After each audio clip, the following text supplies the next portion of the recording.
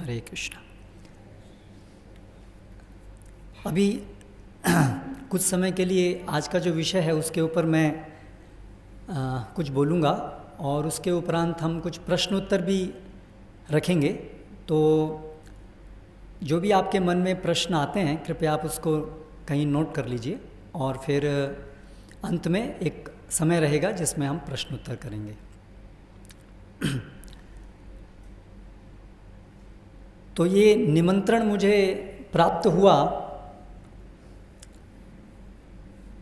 कि यहाँ पर रोटरी क्लब की कोई बिल्डिंग है, ऑडिटोरियम है और उसमें चेयर्स हैं, सोफ़ा सेट्स हैं, दीवारें हैं, कुछ लाइट्स हैं और इन सब चीज़ों को सुख की तलाश है। ऐसा इन्विटेशन मुझे प्राप्त हुआ जिसके लिए मैं यहाँ पर आया हूँ। ये सब सुनकर के आपको थोड़ा आश्चर्य हो रहा होगा कि मैं क्या बकवास कर रहा हूँ। शायद आप लोग सोच रहे होंगे हमने किसको बुला लिया, है ना। लेकिन जो मैं बोल रहा हूँ उसके पीछे वैज्ञानिक तथ्य है। हमारा जो आधुनिक विज्ञान है उसके अनुसार हम में और इस टेबल में कोई वास्तविक अंतर नहीं है। हम केवल एक मशीन हैं। रिचर्ड डॉकिंस एक प्रसिद्ध जूलॉजिस्ट हैं, शायद आप में से आपने उनका नाम शायद सुना हो। उनके अनुसार man is a machine which is programmed by selfish molecules called jeans. अंततः हम भी एक मशीन है जिसको प्रोग्राम किया गया है जीन्स के द्वारा। These are the selfish molecules जो अपने बारे में सोचते हैं। तो इसीलिए आज की जो मॉडर्न साइंस है उसके अनुसार ये जो सुख की खोज है, जो आपने आज का ये विषय यहाँ रखा है, तो एग्जैक्टली साइंटिफिक लैंग्वेज में हम उसको कैसे डिस्क्राइब करेंगे? ये सुख की खोज, सुख शांति की खोज का मतलब क्या है? कौन खोज रहा है? विज्ञान के अनुसार मैटर इज एवरीथिंग, सब कुछ केवल मैटर है, सब कुछ जड़ पदार्थ ही सब कुछ है। तो ये जो सुख का अनुभव है, क्योंकि खोज करना मतलब अपने आप उसमें एक इच्छा दिखाता है, इच्छा शक्ति, विल, वॉल्यूशन। तो वो इच्छा शक्ति होना, फिर उसके बाद सुख की अनुभूति होना, है ना, एक्सपीरियंस, ये एक दूसरा एक महत्वपूर्ण गुण है, एक्सपीरियंस। तो हमारी मॉडर्न साइंस के अनुसार एक्सपीरियंस, इच्छा, या जिसको मिला करके हम बोल दें चेतना, कॉन्शियसनेस, वो एग्जैक्टली क्या है? मॉडर्न साइंस के अनुसार ultimately everything ends with electrons, protons और अभी फर्दर सब एटॉमिक पार्टिकल्स। सो हर चीज़ तो केवल जड़ पदार्थों के संदर्भ में एक्सप्लेन की जा सकती है। यानी जो ये सुख है इसका भी एक फार्मूला हो सकता है। जैसे हम बहुत सारे केमिस्ट्री के अंदर फार्मूलाज होते हैं, तो उसी प्रकार से सुख का भी एक फार्मूला है। यानी कि अल्टीमेटली कॉन्शियसनेस जैसी चीज़ या जीव जैसी चीज़ वास्तव में कोई नहीं है। मॉडर्न साइंस के अनुसार एक मृत देह और एक जीवित व्यक्ति में क्या अंतर है? अगर स्ट्रिक्टली हम आज, क्योंकि हम सब साइंस के विद्यार्थी हैं, तो इसलिए हम एक साइंस की परिप्रेक्ष्य में यदि हम आज के इस विषय को देखें, जो बहुत ज़रूरी है साइंस के परिप्रेक्ष्य में चीज़ों को समझना, क्योंकि विज्ञान एक ऐसी पद्धति है जिससे हम सत्य की खोज करते हैं, है ना। यही बेसिक अंडरस्टैंडिंग है। Science started in search of truth. तो इसलिए हम विज्ञान के परिप्रेक्ष्य में चीज़ों को जानना चाहते हैं, यानी कि हम सत्य को जानना चाहते हैं। तो एक जीवित व्यक्ति और एक मृतदेह में क्या अंतर है?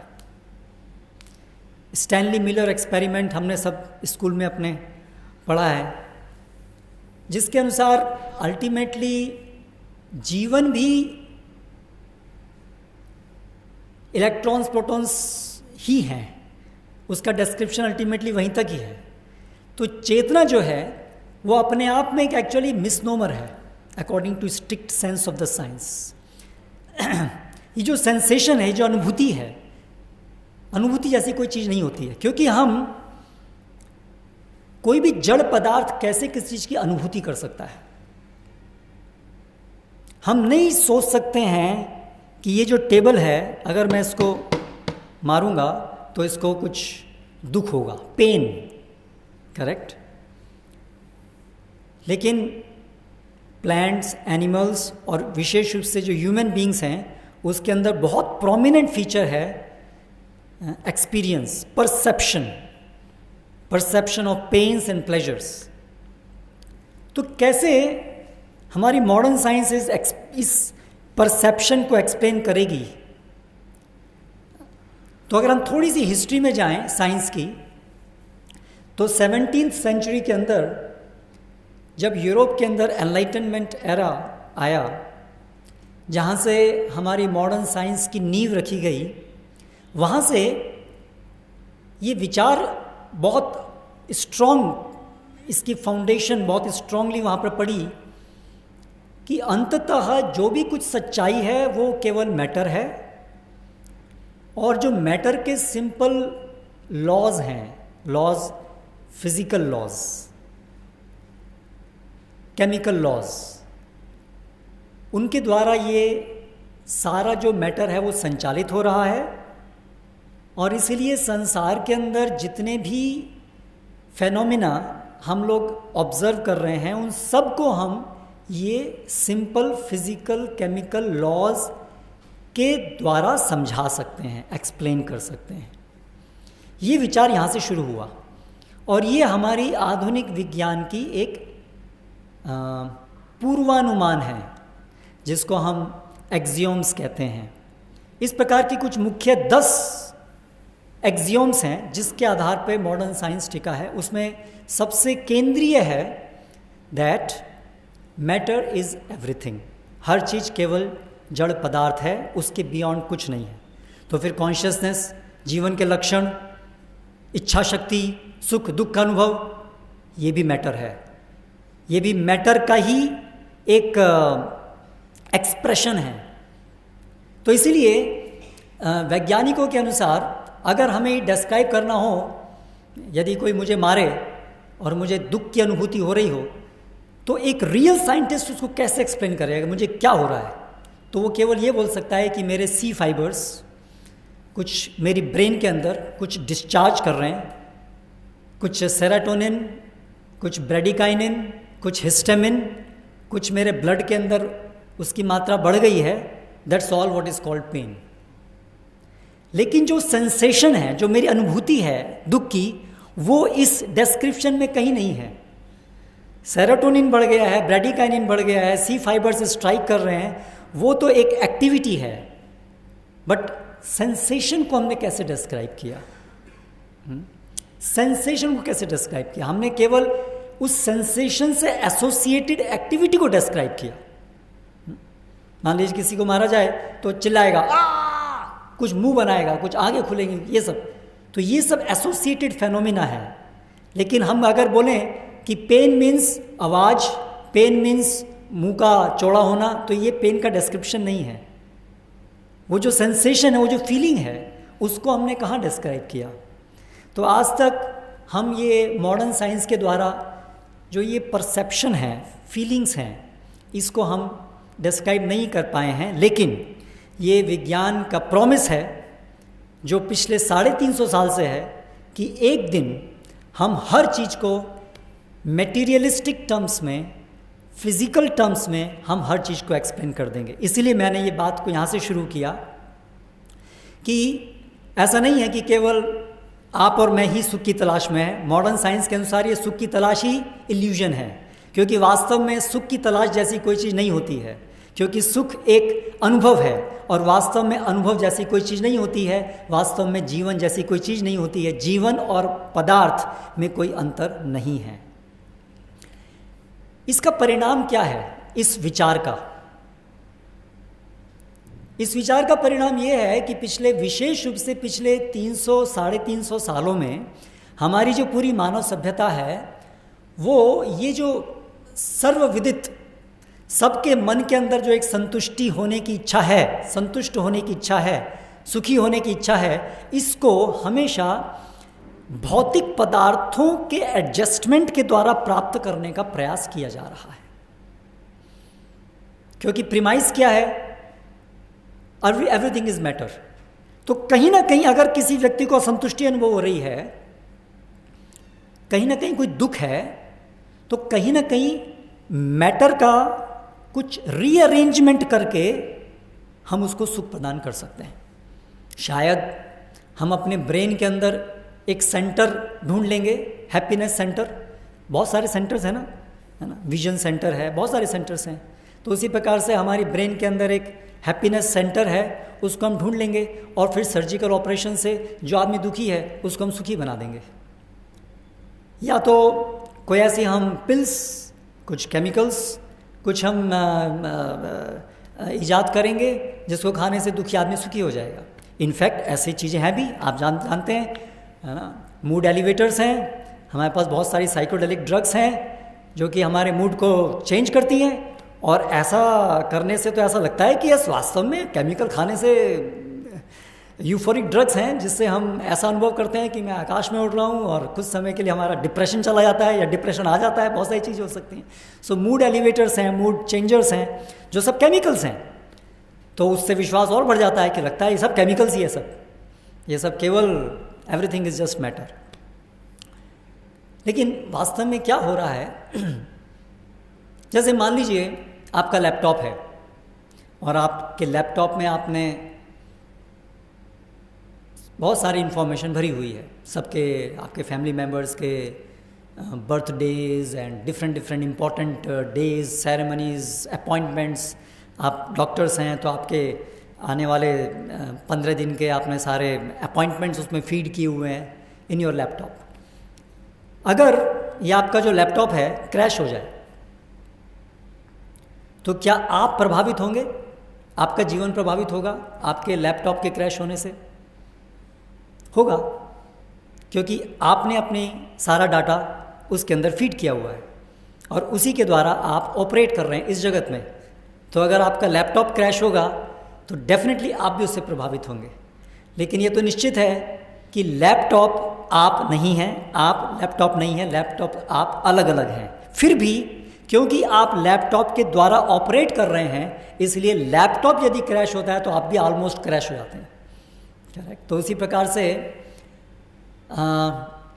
अगर मूड एलिवेटर्स, अगर कुछ केमिकल्स हमारे मूड को प्रभावित करते हैं, उससे अपने आप से ये प्रूव नहीं हुआ कि हम केमिकल्स हैं, क्योंकि ये भी संभव है कि हम वास्तव में जीव हैं जो वर्तमान समय में केमिकल्स के थ्रू, इस शरीर के थ्रू ऑपरेट कर रहे हैं। इसलिए यदि बॉडी को कुछ होता है जो कि केमिकल्स का बना है तो इनडायरेक्टली हम अफेक्ट होते हैं। Anyway, coming back to the original point, तो ये जो विज्ञान की जो एक 300 साढ़े 300 साल से जो समझ रही है, जिसको नाम दिया गया है प्रॉमिशरी मटेरियलिज्म, यानी कि एक प्रॉमिस है कि धीरे धीरे जैसे जैसे विज्ञान बढ़ेगा वैसे वैसे हम संसार के जीवन के सारे पहलुओं को हम सिंपल फिजिकल टर्म्स में एक्सप्लेन कर पाएंगे। इसके साथ, इस विचार के साथ एक और महत्वपूर्ण चीज़ जुड़ी हुई है जिसको रिडक्शनिज्म कहते हैं, न्यूनतावाद, रिडक्शनिज्म। अर्थात अगर हर चीज़ मैटर है, अगर हर चीज़ मैकेनिस्टिक है, अगर हर चीज़ मशीन की तरह से है, तो फिर संभव है कि हम हर चीज़ को उसके छोटे छोटे कंस्टिट्यूएंट्स में तोड़ सकते हैं और उन छोटे छोटे कंस्टिट्यूएंट्स के सम टोटल से ही वो पूरी चीज़ बनी है। तो कोई भी बड़ी कॉम्प्लेक्स चीज़ है, it is nothing but sum total of constituents. ये है रिडक्शनिज्म। इससे एक बहुत महत्वपूर्ण चीज़ क्या निकली कि अगर आपको कोई बहुत कॉम्प्लेक्स फेनोमेना को समझना है, जो बहुत कॉम्प्लेक्स है, कॉम्प्लेक्स चीज़ को समझना मुश्किल है, तो उसको आप कैसे समझ सकते हैं कि आप उसको ब्रेक डाउन कीजिए उसके कंपोनेंट्स में, और कंपोनेंट्स में ब्रेक डाउन करके आप उस एक छोटे से कंपोनेंट को स्टडी कीजिए, दूसरे कंपोनेंट को स्टडी कीजिए, क्योंकि एक छोटे कंपोनेंट को स्टडी करना आसान है, एक पूरे बड़े होल को, कंप्लीट बड़ी चीज़ को, कॉम्प्लेक्स चीज़ को स्टडी करना मुश्किल है, समझना मुश्किल है। इसलिए आप उसको ब्रेक डाउन कीजिए छोटी छोटी छोटी छोटी चीज़ों में, और फिर छोटी चीज़ों को स्टडी करके आप उन सबको ऐड कर दीजिए अपनी जानकारी को, और उससे आप पूरे बड़ी चीज़ को जान जाएंगे। तो इस प्रकार से साइंस के द्वारा इस कॉम्प्लेक्स जगत को, इस कॉम्प्लेक्स ह्यूमन बीइंग्स को, सारे जीवनों को समझने का प्रयास इस अप्रोच से पिछले 350 साल से हो रहा है। इसीलिए धीरे धीरे हम स्टडी करते करते, जैसे हम जब एनाटॉमी शुरू करते हैं तो वहाँ से हम डाइसेक्शन करना शुरू करते हैं कैडेवर्स के ऊपर, है ना, तोड़ तोड़ के nerve endings, nerves and muscles and और इधर mandible and sockets and all this one small, और फिर उसके बाद जाते हैं, फिर हम आज मॉलिक्यूलर बायोलॉजी, करेक्ट, आज हम इस तरफ हैं। तो बायोलॉजी के अंदर हमारे शरीर के अंदर जो मॉलिक्यूल्स हैं उनकी स्टडी करते हैं, फिर वहाँ से डीएनए, आरएनए, इनकी स्टडी करते करते, और फिर आगे फर्दर साइंस, डीएनए जो बना हुआ है, फिर वहाँ पर कार्बन्स हैं, नाइट्रोजन हैं, अलग अलग एलिमेंट्स हैं, पूरी मेंडलीफ टेबल के अंदर बहुत सारे एलिमेंट्स हैं, और फिर उस एलिमेंट के अंदर भी फर्दर एक एक एटम के अंदर न्यूक्लियाई है, प्रोटॉन्स हैं, न्यूट्रॉन्स हैं, इलेक्ट्रॉन्स हैं, करेक्ट। इन सब का स्टडी कर करके एक हमारी ऐसी सोच है कि इनको तोड़ करके छोटे से छोटी चीज़ बनेगी, उसको स्टडी करके हम इस पूरे संसार को, हम इस पूरे अपने को, सबको हम समझ जाएंगे। तो वो ऐसे ही है। मान लीजिए ये शेक्सपियर के नाटक की एक किताब है, बहुत सारे नाटक हैं, मान लीजिए 12th नाइट शेक्सपियर का एक नाटक है ना, ये नाटक है। अभी इस नाटक को समझना है, नाटक के थीम को समझना है, नाटक को एक्सपीरियंस करना है, नाटक के प्लॉट, है ना, उसके पूरे उसको जानना है, उसका एक्सपीरियंस करना है। सो मॉडर्न साइंस की परिभाषा के अनुसार उसका तरीका क्या है कि इस बुक को, जिसके अंदर ये नाटक है, उसको हम एक मशीन के अंदर डालते हैं, जो मशीन इसके टुकड़े टुकड़े कर देती है। टुकड़े टुकड़े करके फर्दर हम इसको केमिकल लेबोरेटरी में ले जाते हैं, और फिर वहाँ पर केमिकल एनालिसिस के द्वारा इस पूरी बुक के अंदर ये जितने भी पेजेस हैं, इंक है,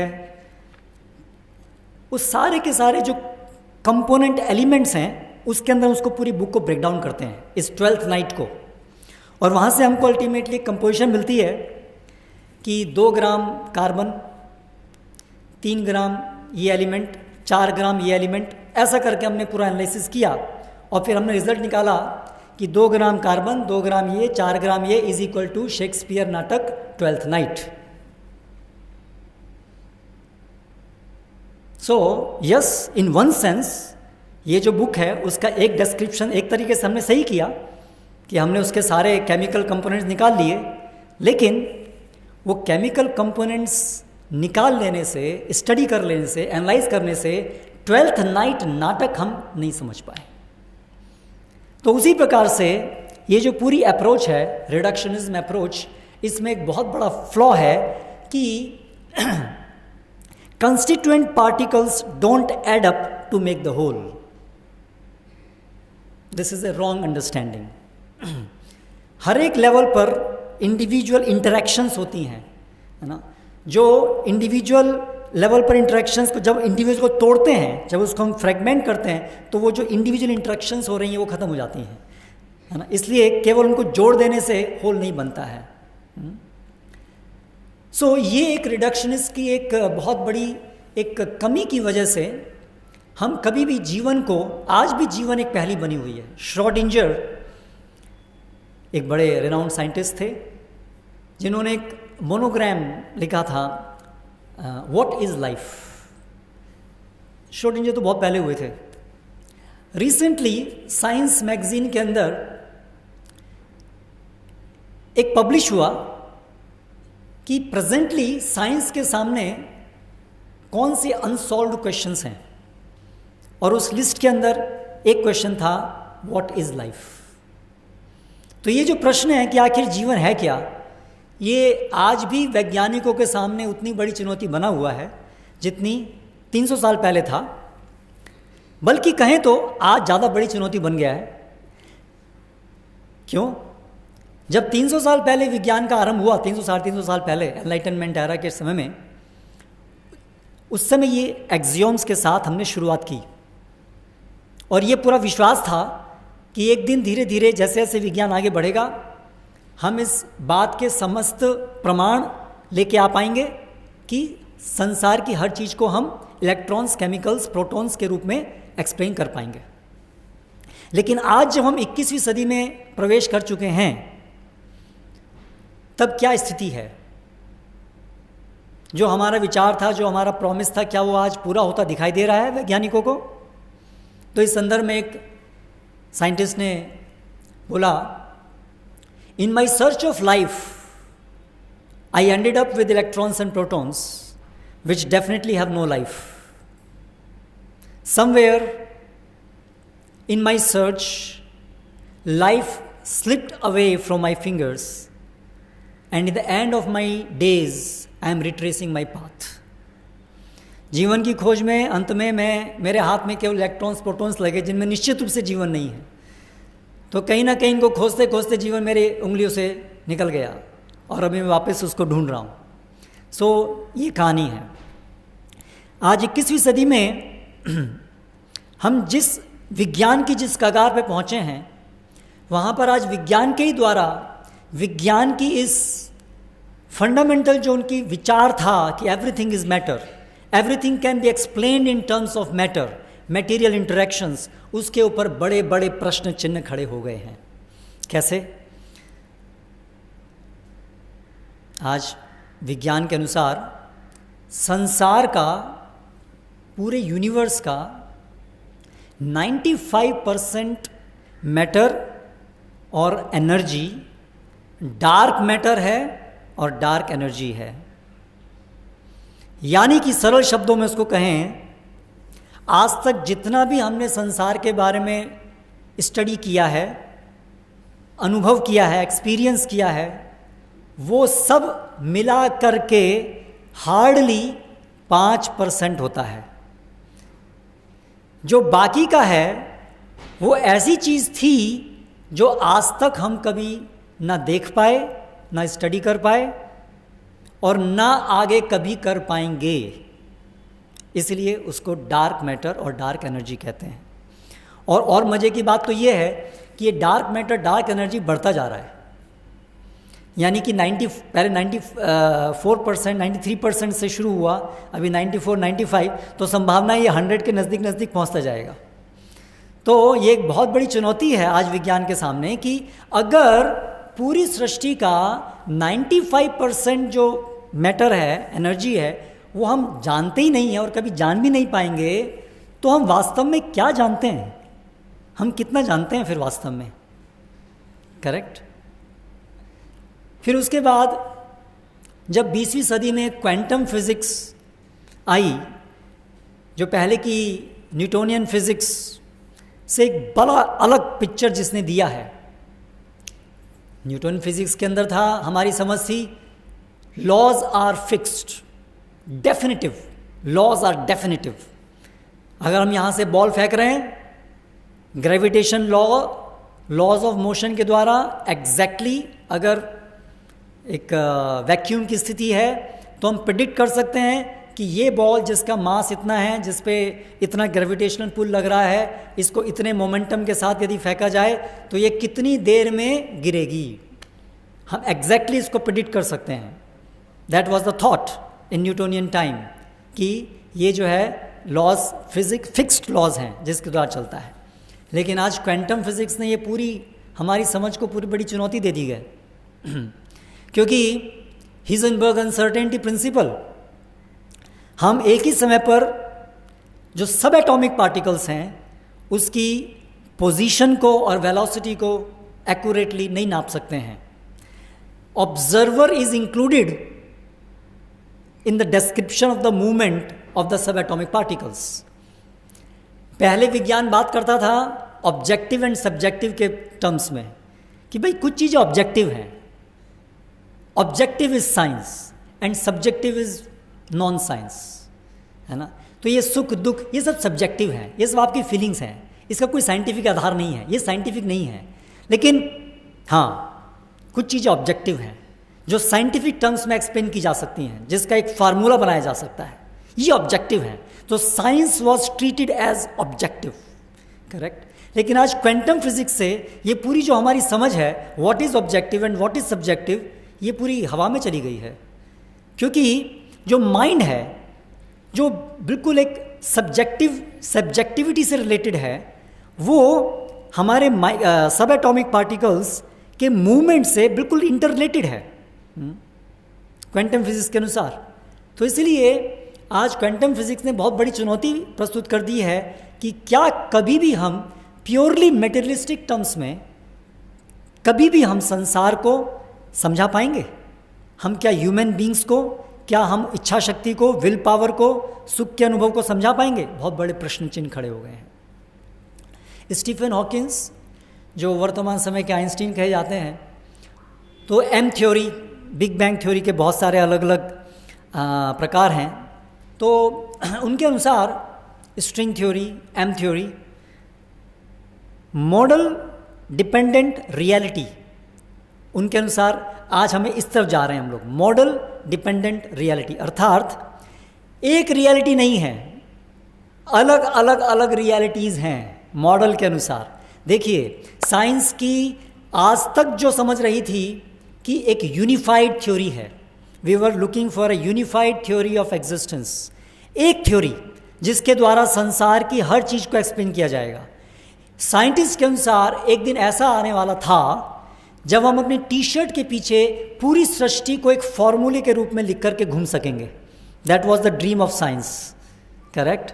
means it's so simple, universe is very simple, just break it down, है ना, reduce it, and we will be able to reduce it in that it can be explained in terms of a simple formula which can be worn on our t-shirt, correct. लेकिन आज Stephen Hawkins से writes in his book, he is no more, but is written in his book कि model dependent reality, we will never be able to come to a unified theory। ये सपना हमारा टूट गया है, हम कभी भी एक यूनिफाइड थ्योरी लेकर के नहीं आ पाएंगे साइंस के द्वारा, इम्पॉसिबल। मतलब universe is complex, we are not able to reduce it to simple things which can be added. Universe is complex, this human being is complex, highly complex, highly complex. उसको हम break down करके simple simple चीज़ों में explain नहीं कर सकते। Consciousness is irreducible, consciousness is irreducible। Consciousness को हम रिड्यूस नहीं कर सकते हैं उसके सिंपल कंपोनेंट जिसको हम पढ़ सकें। तो इस प्रकार आज मॉडर्न साइंस के द्वारा ही हम ऐसी कगार पे पहुंच गए हैं जिससे हमें रीथिंक करने की ज़रूरत है कि आज तक जो हमारी ये रिडक्शनिस्टिक अप्रोच थी, मेटेरियलिस्टिक अप्रोच थी, वो सही सिद्ध नहीं हो रही है।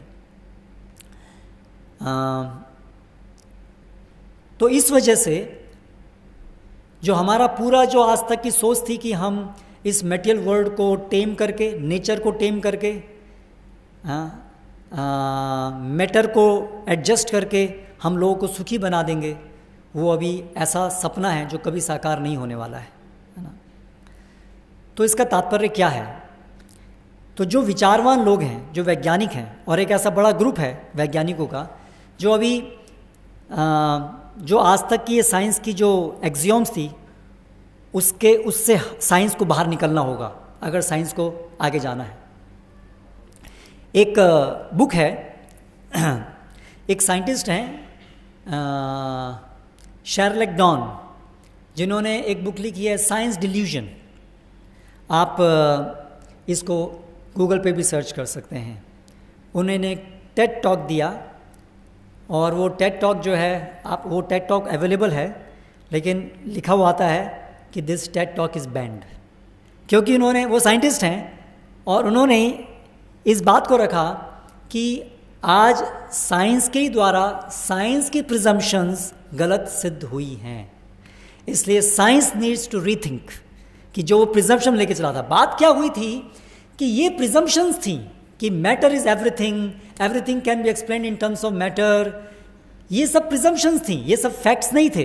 लेकिन साइंस की ऐसी धारणा थी कि एक दिन हम इनको प्रूव कर पाएंगे, लेकिन जब आज साइंस के द्वारा हम इनको प्रूव नहीं कर पा रहे हैं तो उन्हीं धारणाओं को ही बना के रखने का क्या मतलब है। उसकी वजह से साइंस आज रुक गया है। ऐसे ऐसे बड़े बड़े प्रश्न हमारे सामने आ गए हैं कि उसको सॉल्व करने के लिए साइंस के पैराडाइम से हमको अलग जाना पड़ेगा। Scientific paradigm has been proved to be insufficient to explain the universe. ये पहला स्तर है। आज के इस टॉपिक पे जाने के लिए पहले समझना होगा। साइंस की पैराडाइम से एक दूसरी अल्टरनेटिव पैराडाइम में हमें जाने की ज़रूरत है, क्योंकि scientific paradigm has been insufficient to explain the world and different phenomena। तो अभी फिर आगे प्रश्न उठता है अगला, तो दूसरा पैराडाइम क्या हो सकता है? साइंस के अलावा और दूसरा पैराडाइम क्या हो सकता है? तो साइंस की पैराडाइम का एक बेसिक कंसेप्ट था कि हम अपने सेंस परसेप्शन से और अपनी रीजनिंग पावर से सब कुछ जान सकते हैं। वो इसी का ही मेटेरियलिस्टिक थॉट का ही एक वो अंग था कि हम केवल अपने सेंस परसेप्शन से और अपने रीजनिंग से सब कुछ जान सकते हैं, क्योंकि हम सब कुछ हैं, हम मैटर हैं और हम हाईली इवॉल्व हैं, most evolve amongst the matter, और इसलिए हम अपने तर्क से, अपने सेंस परसेप्शन सब कुछ जान सकते हैं, जो कि गलत सिद्ध हुआ है। हम अपने तर्क से, अपने सेंस परसेप्शन से कंफ्यूज्ड हो गए हैं कि रियलिटी एक्चुअली क्या है। और 95% डार्क मैटर है, डार्क एनर्जी है, जिसको हम कभी नहीं जान सकते हैं। यानी कि वो साइंटिफिक फैक्ट है जिसको हम कभी नहीं देख सकते हैं, जिसको हम कभी अनुभव नहीं कर सकते। यानी कि वो साइंटिफिक है लेकिन it is beyond perception. That means we are forced to accept that there is reality beyond perception. हमारे परसेप्शन के बियॉन्ड रियलिटी है ना। तो इसीलिए उस रियलिटी को जानने के लिए हमें साइंस की इस मेथडोलॉजी से बाहर की तरफ सोचना होगा कि सेंस परसेप्शन इज़ एवरीथिंग, इस मेथडोलॉजी से बाहर जाना होगा। तो क्या दूसरी कोई मेथडोलॉजी है? जी हाँ, वैदिक साइंस, वेदास एक दूसरी मेथडोलॉजी बताती है सत्य को जानने के लिए। उस मेथडोलॉजी को अगर हम सरल शब्दों में समझना चाहें तो इस प्रकार है। हम सभी यहाँ पर जो उपस्थित हैं या कोई भी बच्चा, वो कैसे जानता है कि उसकी माँ कौन है, उसके पिता कौन है? हम सब ने कैसे जाना हमारे माता पिता कौन है? हमने कोई HLA टाइपिंग नहीं किया अपने माता पिता को जानने के लिए। हमारी माँ ने हमको बताया कि वो हमारी माँ है और ये तेरे पिता हैं, क्योंकि माँ हमको जन्म देने वाली है, इसलिए वो इस विषय में खुद अथॉरिटी है, क्योंकि वो खुद जन्म देने वाली है, इसलिए वो अपने आप में प्रमाण है। माँ के वचन अपने आप में प्रमाण हैं कि बच्चे की माँ कौन है। इसको कहते हैं स्वतः सिद्ध प्रमाण। अगर हम अपने सेंस परसेप्शन से जानना चाहें कि मेरी माँ कौन है, या एक्सपेरिमेंटल नॉलेज के थ्रू जानना चाहें, तो हम पूरी ज़िंदगी भी एक्सपेरिमेंट करते रहेंगे तो भी कभी अपने माता पिता को नहीं जान पाएंगे। लेकिन उसका सीधा तरीका है कि जो हमें जन्म देने वाली है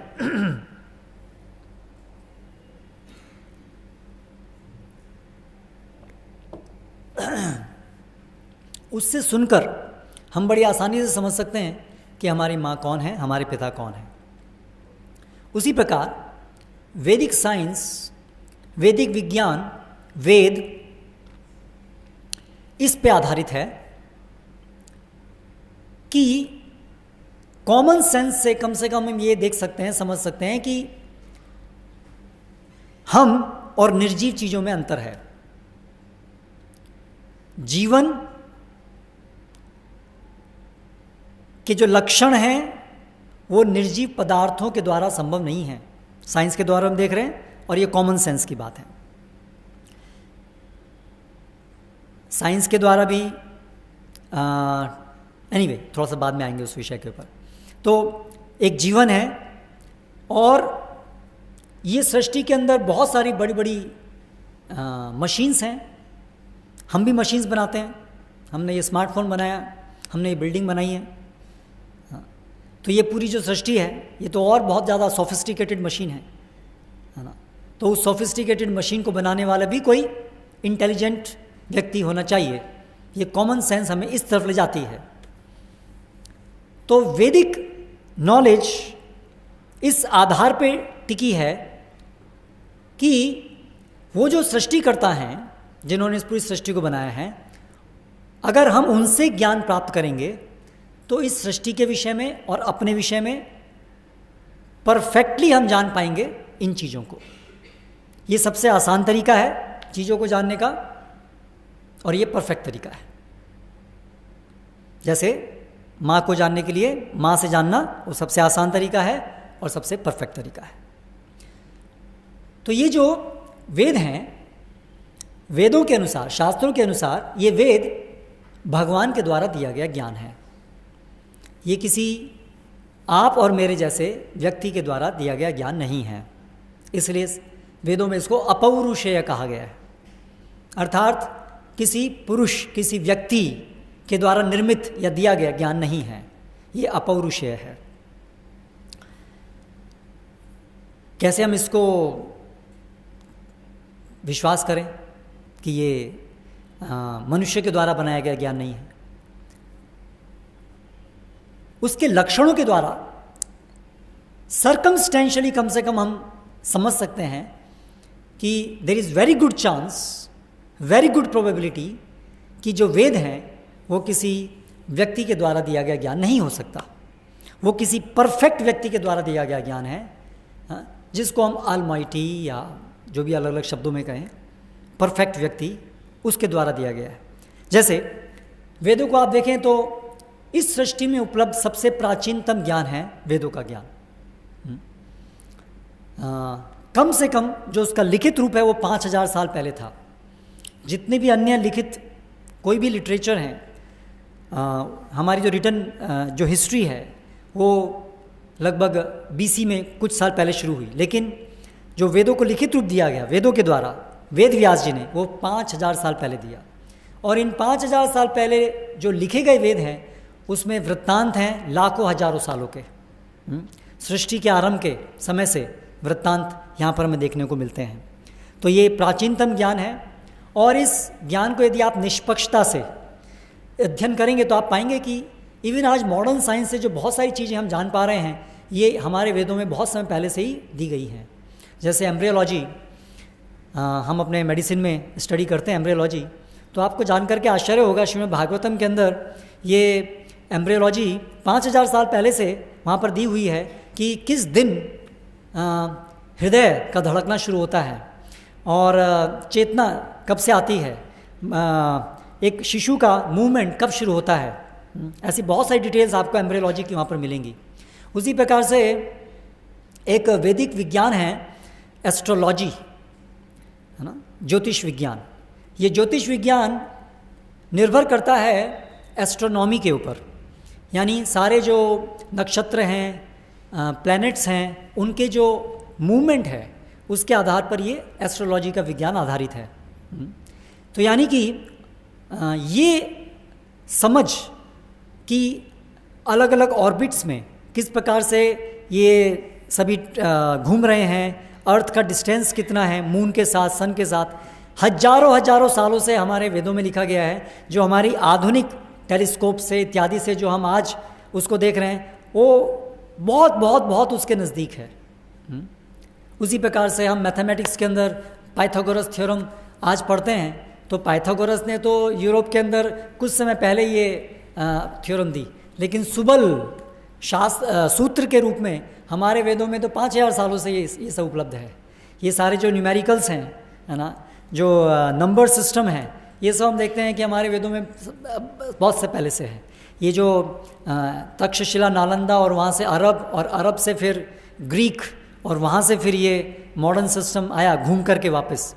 तो इसके बारे में बहुत सारी बुक्स हैं, बहुत सारा लिटरेचर है, जिससे आप देख सकते हैं कि ये वेदों के अंदर साइंस है, साइंस है। हालांकि इंडोलॉजिस्ट ने, ब्रिटिशर्स ने इसको मिथोलॉजी नाम दे दिया, माइथोलॉजी, और हम सब इंडियंस भी उसको माइथोलॉजी कह करके बोलते हैं दुर्भाग्य से। माइथोलॉजी मतलब वो कल्पना, तो इतना बड़ा विज्ञान कैसे कल्पनात्मक हो सकता है, करेक्ट। उसके बाद भविष्यवाणियाँ, आप देखिए शास्त्रों के अंदर हजारों हजारों साल आगे की भविष्यवाणियाँ। पंचांग के द्वारा सूर्य ग्रहण कब होगा, चंद्र ग्रहण कब होगा, आज नहीं 5000 साल पहले से विवेचनाएं हैं कि इतने साल बाद ये सूर्य ग्रहण होगा। यानी कि पूरी परफेक्ट समझ है कि सूर्य, चंद्र इत्यादि ये सब की पोजीशनिंग कैसे कैसे है ना। तो ये जो वेद हैं वो एक विज्ञान है, और वेदों के अंदर पूरी पद्धति है जिसके द्वारा वेदों के अंदर जो भी कुछ दिया गया है उसको हम कैसे व्यक्तिगत रूप से रियलाइज़ कर सकते हैं, हम व्यक्तिगत रूप से उसका अनुभव कर सकते हैं। तो यानी उसमें एक्सपेरिमेंटेशन है, यानी पद्धति है, और फिर उसका अल्टीमेट जो प्रमाण है, खुद उसका पूरी तरह से अनुभव करना, वो सारी पद्धति भी दी है। तो इस आधार पे हम समझ सकते हैं कि जो वेद हैं वो एक विज्ञान है, वैदिक साइंस है, जिसके अंदर जो भी फेनोमिना है, जीवन क्या है, सुख क्या है, दुख क्या है, दुख क्यों होता है, अलग अलग वैराइटीज़ स्पीसीज़ की क्यों है ना, अलग अलग जन्म किसी का गरीब परिवार में, किसी का अमीर परिवार में क्यों होता है ना, अच्छे के साथ भी बुरा, बुरे के साथ अच्छा क्यों होता है, जितने भी आपके प्रश्न हैं जीवन में, संसार की सृष्टि कैसे हुई, क्यों हुई, ये सारे प्रश्नों के उत्तर हमारे वेदों में हमको मिलते हैं। तो ये है यूनिफाइड थ्योरी ऑफ एवरीथिंग जिसकी हम तलाश में हैं, वो हमें वेदों में मिलता है। एवरीथिंग इज इंटरकनेक्टेड, हर चीज़ का एक ऐसा उत्तर जिसमें हर चीज़ इंटरकनेक्टेड है, हमें वहाँ पर देखने को मिलता है। और नॉलेज भी है और उसको प्रूव करने का तरीका भी है ना। वो जो नॉलेज है वो अपने आप में प्रमाण है, सर्कमस्टेंशियली हम उसको समझ सकते हैं, और फिर वो प्रक्रिया के माध्यम से जाएंगे तो जो भी चीज़ वहाँ दी हुई है उसका हम सब अनुभव कर सकते हैं।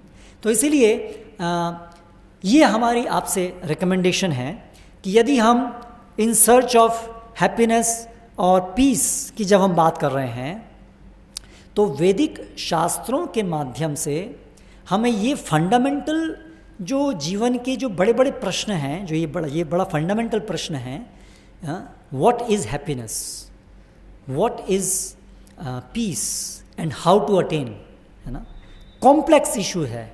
तो इन सब को हम वैदिक विज्ञान के द्वारा समझें, इन सब के उत्तर बड़ी सटीकता से वहाँ पर वर्णन है। ये जो वैदिक नॉलेज है ये कोई एक सेक्टेरियन व्यू नहीं है। आजकल हम we don't want to be sectarian, है ना, we want to be non sectarian. ऐसा नहीं कि अगर हमारा जन्म हिंदू परिवार में हुआ है तो बस इसलिए हम ये मानते हैं कि ये है। वेद एक विज्ञान है, वो कोई हिंदुओं का मात्र हिंदुओं के लिए नहीं है। अगर हिंदू लोग उसको स्वीकार करते हैं कि हाँ हम इसको स्वीकार करते हैं, इसका अर्थ नहीं हो गया कि वो केवल हिंदुओं के लिए हो गया। अगर कोई फिज़िक्स की बुक है, फिज़िक्स के द्वारा कोई एक ज्ञान है, अगर वो मान लीजिए किसी एक कंट्री के लोगों को पता है तो वो ऐसा नहीं हो गया कि वो उस कंट्री का ज्ञान हो गया।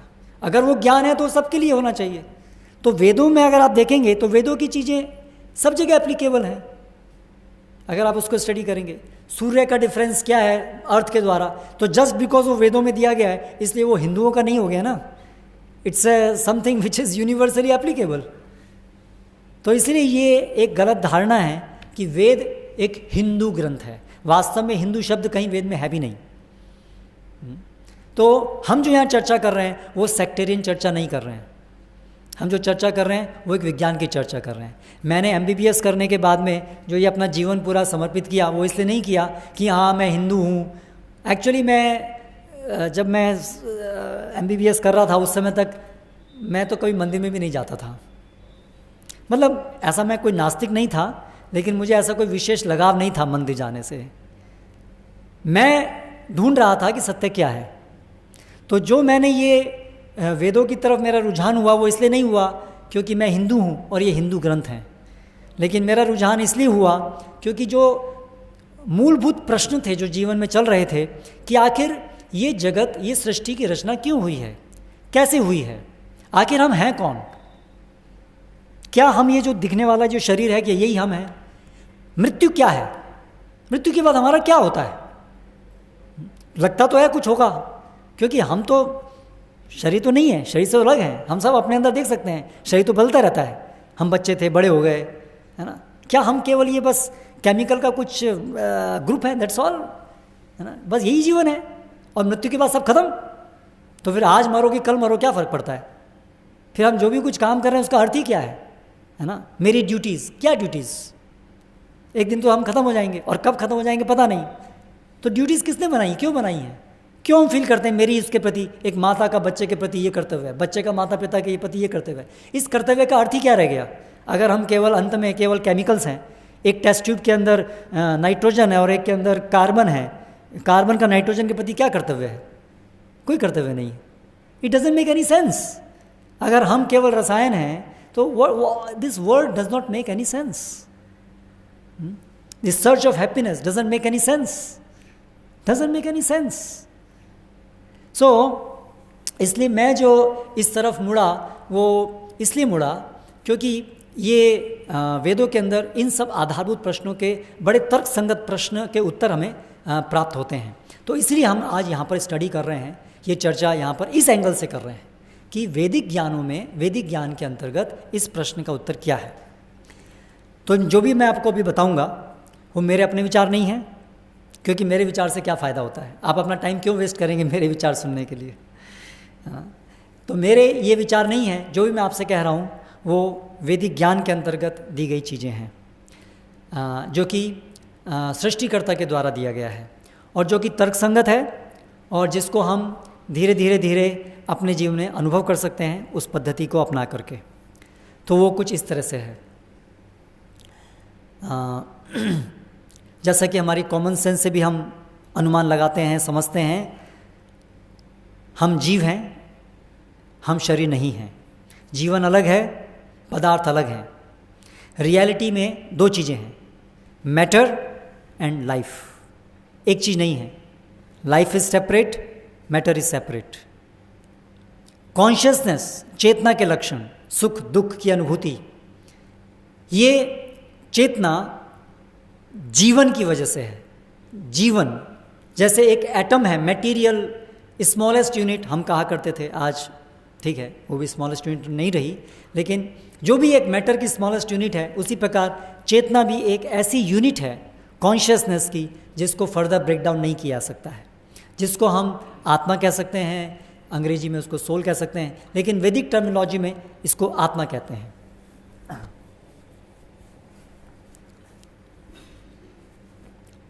ये आत्मा मैटर के, इसके गुण, इसकी क्वालिटीज़ मैटर से पृथक हैं। जो भौतिक पदार्थ होता है उसका एक समय होता है जिसमें उसकी रचना होती है, कुछ समय तो वो रहता है फिर ख़त्म हो जाता है।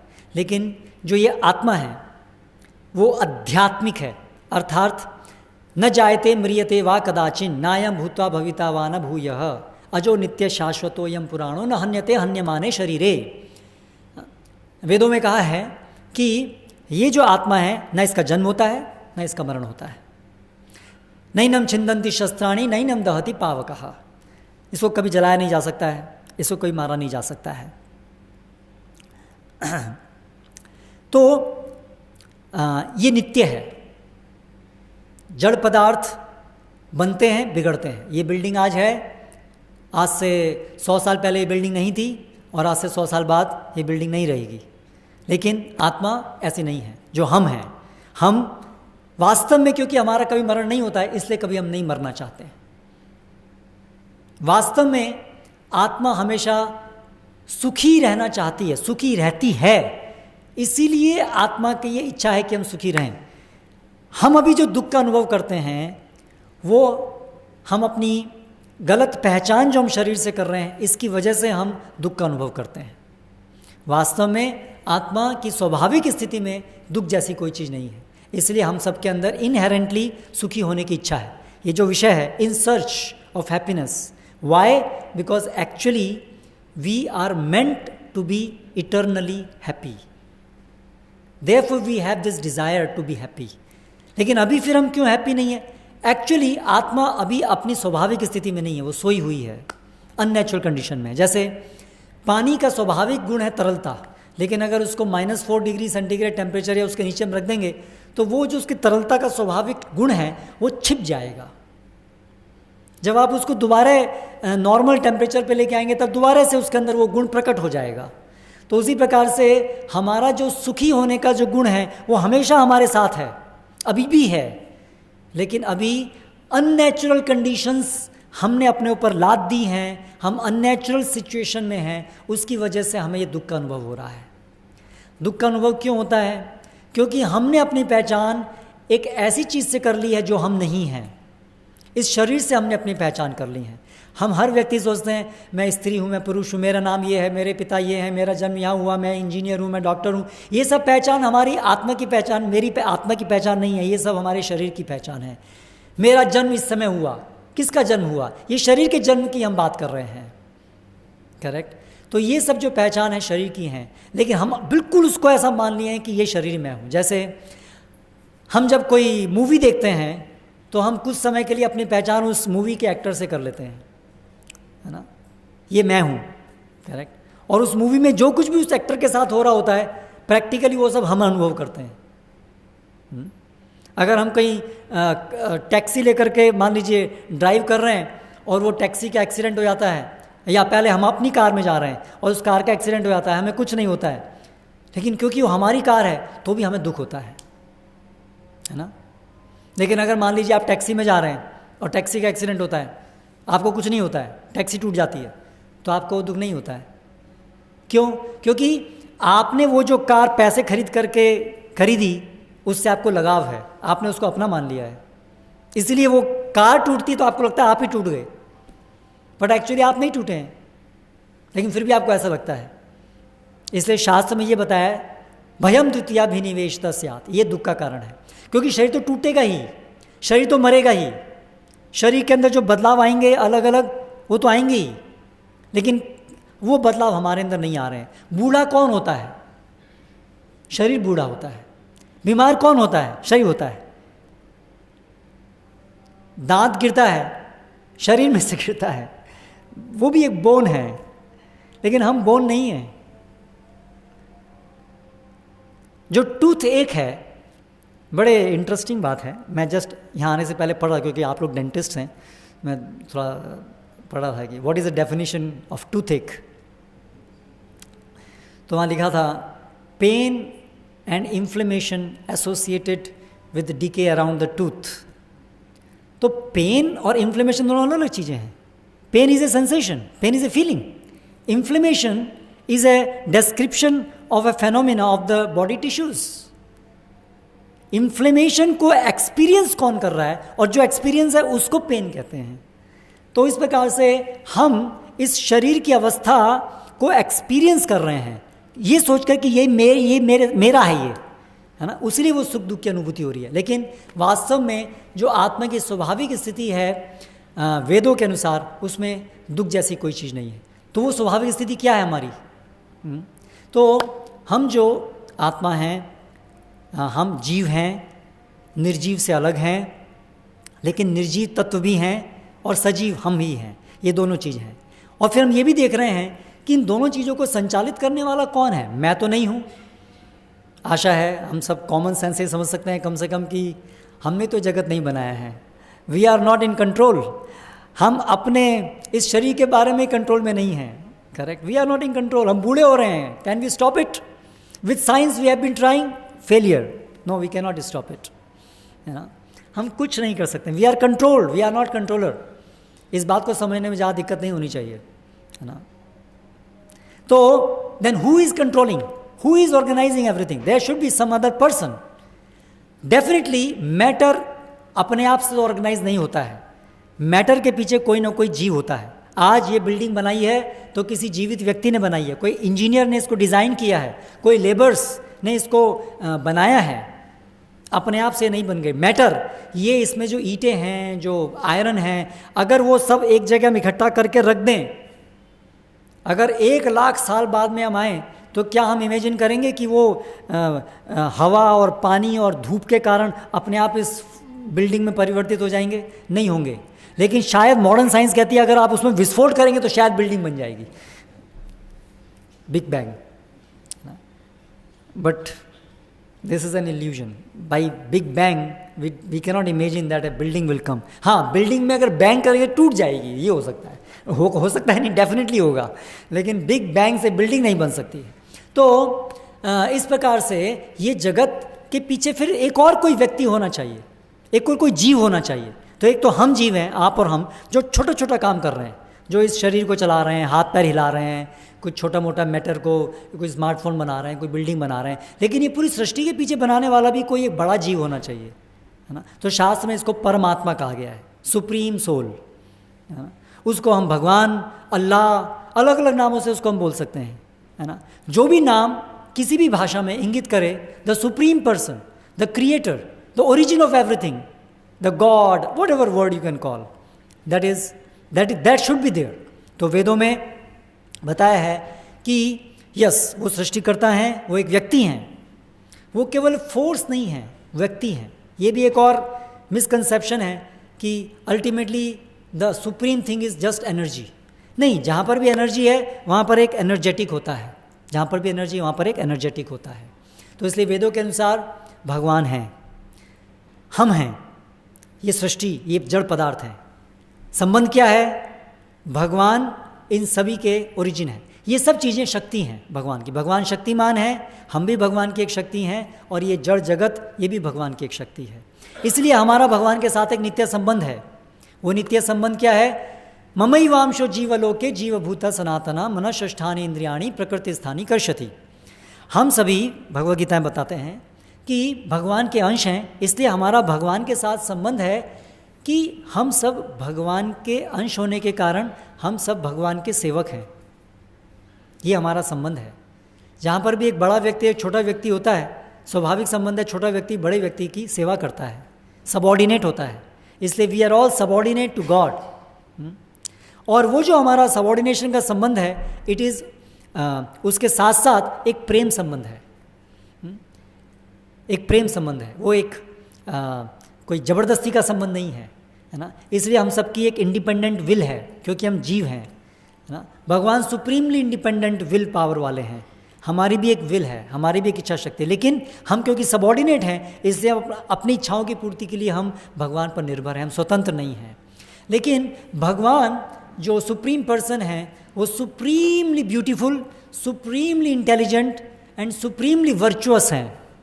इसीलिए naturally we want to serve him, we are attracted to him, and therefore that is called love, we love him। हम उनको प्रेम करते हैं। तो हमारा भगवान के साथ संबंध प्रेम का संबंध है। तो ये जो भौतिक जगत में जो हमारी वर्तमान स्थिति है, जिसमें हम भगवान से अलग हो गए हैं, वो ऐसे ही जैसे कि बच्चा अपने माता पिता से बिछड़ गया है, और वो बड़े दुख का कारण है। तो इसलिए इनहेरेंटली जो जीव के दुख का कारण है, वो है भगवान से बिछड़ना। वो कारण है कि हम एक्चुअली आध्यात्मिक हैं, हम स्पिरिट हैं, हम भौतिक नहीं हैं, लेकिन हम इस भौतिक जगत में फंसे हुए हैं, हम इस भौतिक शरीर में फंसे हुए हैं, हम इस भौतिक जगत में फंसे हुए हैं, और इस भौतिक जगत को हमने अपना मान लिया है। इस भौतिक शरीर में, इस भौतिक जगत में हम सुख ढूंढ रहे हैं जो कभी पॉसिबल नहीं है। ये मिराज की तरह से है, जैसे रेगिस्तान में पानी का आभास होता है। पानी है लेकिन रेगिस्तान में नहीं है। अगर कोई हिरण रेगिस्तान में पानी ढूंढता है तो वो ढूंढता ढूंढता ढूंढता ढूंढता मर जाएगा। तो उसी प्रकार से हमारी स्थिति है कि इस भौतिक जगत में जड़ पदार्थों में हम सुख ढूंढ रहे हैं। हम अधिक पैसा कमा करके एक बड़ा बड़ा बंगला बनाने में, बड़ी बड़ी कारें खरीदने में हम सुख ढूंढ रहे हैं, लेकिन वो सुख भौतिक जगत में नहीं मिल सकता, भौतिक पदार्थों में नहीं मिल सकता, क्योंकि हम भौतिक नहीं हैं, हम आध्यात्मिक हैं। हमारा वास्तविक सुख भगवान के साथ जो हमारा संबंध है, जो नित्य है, जिसको हम भूल गए हैं, उस संबंध को पुनर्स्थापित करने में ही है। ये हमारे वैदिक साइंस का सम एंड सब्सटेंस है। उस संबंध को हम पुनर्स्थापित कैसे कर सकते हैं, उसके विषय में भी संपूर्ण जानकारी हमारे वेदों में दी है। भगवान के साथ हमारा संबंध नित्य है। हम भगवान को भूले हैं, भगवान हमको नहीं भूले हैं। इसलिए भगवान हमारे मार्गदर्शन के लिए वेद देते हैं, या अलग अलग धर्मों की ग्रंथ देते हैं, अलग अलग प्रकार से मार्गदर्शन देते हैं, है ना। कुछ बाइबल के द्वारा, कुछ कुरान के द्वारा इत्यादि भी अलग अलग प्रकार से भी देते हैं, है ना। तो उद्देश्य यही है कि हम भगवान को समझ सकें और भगवान के साथ हमारा जो शाश्वत संबंध है उसको पुनर्स्थापित कर सकें। वेदों में वर्तमान समय के लिए, कलयुग के लिए, इस समय को कलयुग कहा गया है वेदों में। टाइम साइक्लिक है, सतयुग, त्रेता, द्वापर, कलयुग। इस कलयुग के लिए भगवान को के साथ अपना जो संबंध है उसको पुनर्स्थापित करने के लिए जो मार्ग बताया गया है, वो बताया गया है कि हम सबसे पहले भगवान के विषय में सुने, भगवान के बारे में जो जानते हैं सही प्रकार से, जो भगवान के साथ संबंध जिनका अच्छे से स्थापित है, ऐसे लोगों से के माध्यम से हम भगवान के विषय में सुने। भगवान के विषय में सुनना भगवान को कांटेक्ट करने जैसा है। ध्यान दीजिए, भगवान के विषय में सुनना भगवान का संपर्क करने जैसा है। जब हम इस भौतिक जगत में, मान लीजिए हमको प्यास लगी है और हम पानी पानी पानी शब्द का उच्चारण करते हैं, या कोई हमें आदमी बताता है कि पानी एक चीज़ है या पानी वहाँ रखा हुआ है, तो वो सुनकर के हमारी प्यास नहीं बुझती है ना, क्योंकि मटेरियल वॉइस साउंड वाटर और मटेरियल सब्सटेंस वाटर अलग अलग है। लेकिन स्पिरिचुअल वर्ल्ड में, स्पिरिचुअल साइंस के अंदर जो स्पिरिचुअल एंटिटी है गॉड, उनका नाम और उनके बारे में सुनना, वो दोनों में कोई अंतर नहीं है। ये स्पिरिचुअल साइंस है। इसीलिए जब हम भगवान के बारे में सही स्रोत से सुनते हैं, जानते हैं, तो वो जो नॉलेज है वो भगवान से अलग नहीं है। इसलिए भगवान के विषय में सुनना भगवान के साथ मिलने जैसा है। भगवान के बारे में सुनना भगवान के विषय में मिलने जैसा है। इसलिए सही स्रोत से यदि हम भगवान के विषय में सुनेंगे तो we can feel that we are able to gradually feel a happiness which is spiritual, यानी एक ऐसा सुख जो ख़त्म नहीं होता है। मटेरियल हैप्पीनेस में, स्पिरिचुअल हैप्पीनेस में ये अंतर है, मटेरियल हैप्पीनेस ख़त्म होती जाती है, स्पिरिचुअल हैप्पीनेस बढ़ती जाती है। उसी प्रकार से भगवान का नाम जो ध्वनि है, भगवान के बहुत सारे नाम हैं, उनकी लीलाओं के कारण, उनकी लीला मतलब भगवान जो है वो आध्यात्मिक जगत में अपने आनंद वर्धन के लिए कार्य करते हैं, उसको लीला कहते हैं। खेलते हैं, प्लेज, ही जस्ट एन्जॉयज प्लेइंग, है ना, उसको लीला कहते हैं। तो उनके बारे में सुनना, भगवान के उनके आधार पर भगवान के अनेक अनेक नाम हैं। तो ये जो कृष्ण नाम है उसका मतलब होता है ऑल अट्रैक्टिव। राम, ये भी भगवान का एक नाम है, उसका मतलब होता है सोर्स ऑफ ऑल प्लेजर। तो भगवान, please keep your mobiles in silent mode for some time. तो ये जो भगवान के नाम है, अल्लाह का एक्चुअली मतलब होता है ऑल माइटी, द ग्रेटेस्ट। तो ये सब भगवान को इंगित करने वाले नाम है। लेकिन जो कृष्ण राम नाम है ये पर्सनल है, ये उनके गुणों पे, विशिष्ट पर्सनल गुणों पे आधारित है। तो इस प्रकार भगवान के नामों को लेना, भगवान के बारे में सुनना, ये भगवान से मिलने जैसा है। और भगवान क्योंकि सभी आनंद के स्रोत हैं, इससे अगर हम उनके कांटेक्ट में आएंगे तो हम सुखी होंगे। उनके कांटेक्ट में आएंगे और कांटेक्ट में आकर के धीरे धीरे उनको समझ करके धीरे धीरे हम अपनी स्वाभाविक जो स्थिति है, आत्मा का भगवान के साथ जो शाश्वत संबंध है कि हम भगवान के सेवक हैं और उनकी प्रेममयी सेवा करना, जिसको भक्ति कहते हैं, वो हमारा स्वाभाविक गुण है। जब हम उस सिचुएशन में अपने को रीइंस्टेट करेंगे, दोबारा लेके आएंगे, तब आत्मा का सुख प्राप्त करेंगे, जो कि नित्य सुख होगा, जो वास्तविक सुख होगा। जैसे मछली है, मछली का स्वाभाविक स्थान पानी है। यदि हम मछली को पानी से बाहर निकालें और उसको बड़े सुंदर गलीचे पर रख दें, तो भी मछली कभी सुखी नहीं होगी, क्योंकि वो मछली का स्वाभाविक स्थान नहीं है। आप उसको वापस आपको पानी में डालना होगा, और पानी में जैसे ही आप डालेंगे मछली बहुत सुखी हो जाएगी। उसी प्रकार से हम अभी अपनी स्वाभाविक स्थिति में नहीं हैं, हम भगवान से बिछड़े हुए हैं, हम इस भौतिक जगत में हैं, हम भौतिक इस शरीर की कारागार में हैं, हम जेल में हैं, इसलिए हम दुखी हैं। अगर हमें अपने को सुखी करना है, हमें जगत में हर व्यक्ति को अगर सुखी करना है, तो हमें वापस आध्यात्मिक जगत में जाना होगा, हमें वापस आध्यात्मिक अपने पिता भगवान के साथ शाश्वत संबंध में स्थापित होना होगा, हमें पुनः भगवान की सेवा में स्थापित होना होगा, तभी हम वास्तव में सुखी रह सकते हैं। जड़ पदार्थों को भोग करके हम कभी सुखी नहीं हो सकते हैं, बल्कि विपरीत, जितना इस भौतिक जगत में हम भोग करने की कोशिश करेंगे, इस भौतिक जड़ पदार्थों को एंजॉय करने की कोशिश करेंगे, उतना ही हम फ्रस्ट्रेट होंगे। अपने जीवन में हम ये अनुभव कर रहे हैं, जितना हम मेटेरियलिस्टिक होते हैं उतना हम फ्रस्ट्रेट होते हैं।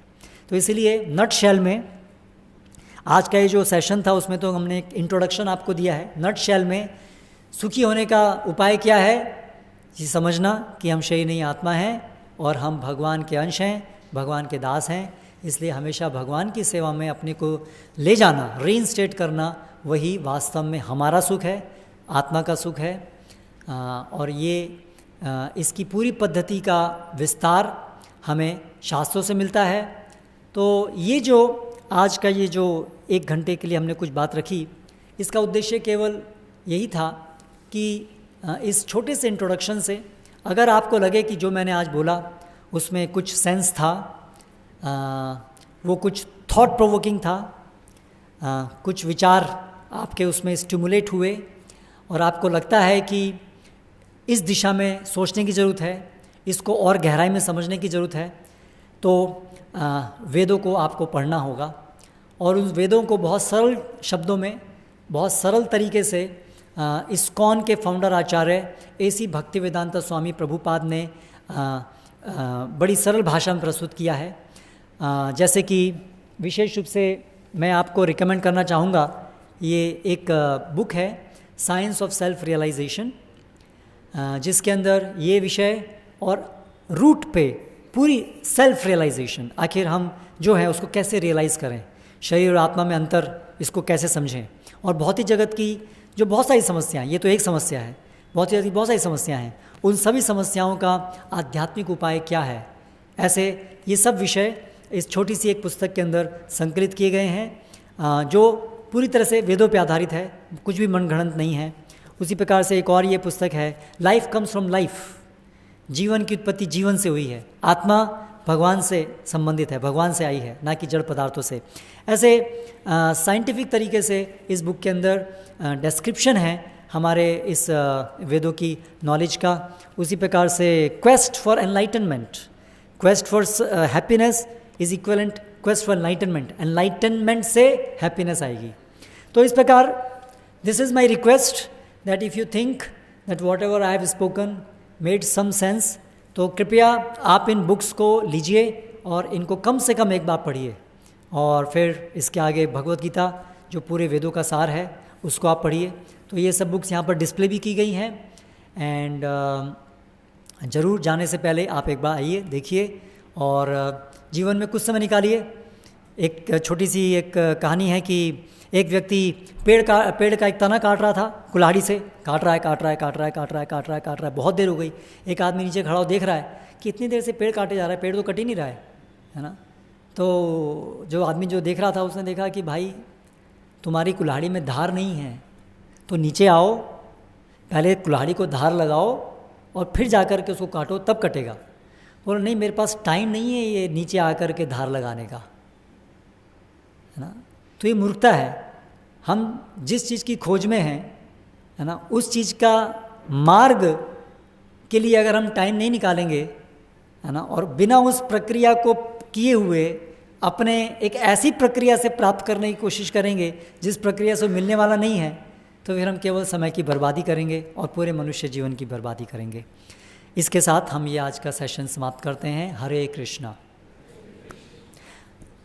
अब हमारा ये थोड़ा प्रश्नोत्तर का समय कुछ करेक्ट। जो भी आपके प्रश्न हैं आज के इस सेशन से संबंधित या इससे रिलेटेड कोई भी चीज़ें हों तो अभी आप कृपया पूछ सकते हैं। कैसे करेंगे? You have mic with you? Okay, आप अपने स्थान पर खड़े हो सकते हैं और आपके पास ये माइक आएगा and then you can ask questions. Hare Krishna.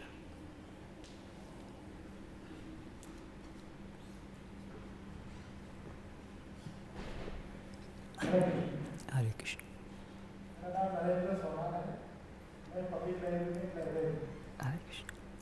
आपने भी बोला कि जेल में से बाहर कृष्ण भगवान, तो उन्होंने ये बात पहले से उनके जन्म के साथ ही बता दी। जन्म के साथ ही जेल में से निकलना, जेल में से निकलना है जी। उन्होंने जन्म के साथ ही बता दिया कि वो उनका जन्म ही जेल। यस, सो जेल में से निकलना है। ये शरीर जेल है, ये संसार जेल है, जेल से निकलना है। वो जन्म से ही बता दिया था कि जेल में से निकलना है, हमको निकलना है, हमको कोई निकाले, ये डजंट मैटर, कि जेल में से निकलना जरूरी है। हाँ। तो दूसरा एक प्रश्न एक था कि आपने बोला कि 95% डार्कनेस है, डार्क मैटर।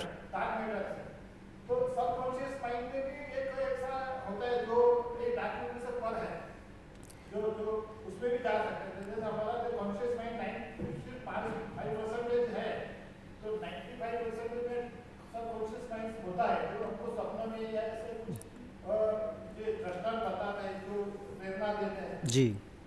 तो उसके बारे में जरा बताइए। वेदों के अनुसार हमारे हम यानी आत्मा, उनके 2 लेयर्स होती हैं शरीर की। एक लेयर है जो हम आँखों से देख सकते हैं, जिसमें हम ये हाथ पैर सेंस ऑर्गन्स हैं।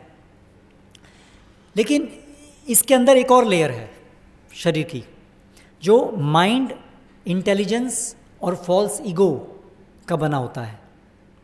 इसको अंतःकरण कहते हैं, जो आप सबकॉन्शियस माइंड कह रहे हैं, उसकी और टेक्निकली वैदिक भाषा में उसको अंतःकरण कहते हैं। लेकिन वो भी मैटर है, वो सटल मैटर है, वो भी आत्मा नहीं है, वो भी आत्मा के ऊपर एक कवरिंग है। लेकिन ये जो ग्रॉस बॉडी है और जो सटल बॉडी है, उसमें अंतर क्या है? जब हम मरते हैं तो हमारी जो ग्रॉस बॉडी है वो मरती है, वो हम छोड़ देते हैं। लेकिन ये जो सटल बॉडी है वो आत्मा के साथ जाती है। इस सटल बॉडी के अंदर हम जीवन में जो भी कुछ करते हैं, जो भी कुछ अनुभव करते हैं, उसके इम्प्रेशंस इम्प्रिंट होते हैं। और सूक्ष्म प्रकृति के नियम हैं, लॉज ऑफ कर्मा। जो भी हम करते हैं उसका एक रिएक्शन बनता है, परिणाम बनता है, जो हमारे नेक्स्ट लाइफ में हमें कैसा शरीर मिलेगा, हमें क्या सुख दुख प्राप्त हो, मेटल सिचुएशन कैसी प्राप्त होंगी, वो सब निर्धारित करता है। तो वो जो इम्प्रेशंस हैं वो हमारे साथ आत्मा के साथ आते हैं और उसी आधार पर हमको नेक्स्ट बर्थ मिलती है। इसीलिए वो जो अंतःकरण है वो एक मैकेनिज्म है जिसके द्वारा आत्मा को ग्रॉस बॉडी मिलती है। तो सूक्ष्म शरीर से ग्रॉस बॉडी निर्मित होती है। तो इस प्रकार वो बीज की तरह से, जैसे बीज से पूरा पेड़ बनता है, ऐसे ही अंतःकरण एक बीज की तरह से है। तो जब हम सपने में, जब हम रात को सोते हैं तो जो हमारा जो माइंड है वो कांटेक्ट करता है उस अंतःकरण के इम्प्रेशंस को। इसलिए अजीबोगरीब चीज़ दिखती हैं वो हमारे जो हमने कभी ना कभी स्टोर्ड इम्प्रेशंस हैं उसके आधार पर वो हम देखते हैं। तो इसलिए अल्टीमेटली भगवान के साथ हमें कांटेक्ट करने के लिए अपने इस शरीर को और अंतःकरण को, दोनों को भगवान की सेवा में लगाना होगा। तो अपने माइंड से हम भगवान के विषय में सोचें, है ना, अपने सेंस ऑर्गन से हम भगवान की सेवा करें। इस प्रकार से ही प्यूरीफाई होते हैं और प्यूरीफाई होकर के ये कवरिंग फिर पूरी तरह से हट जाता है और फिर केवल आत्मा, जिसका आध्यात्मिक रूप है, वो रह जाता है और उसके द्वारा हम भगवान की सेवा करते हैं। हरे कृष्ण। और कोई प्रश्न?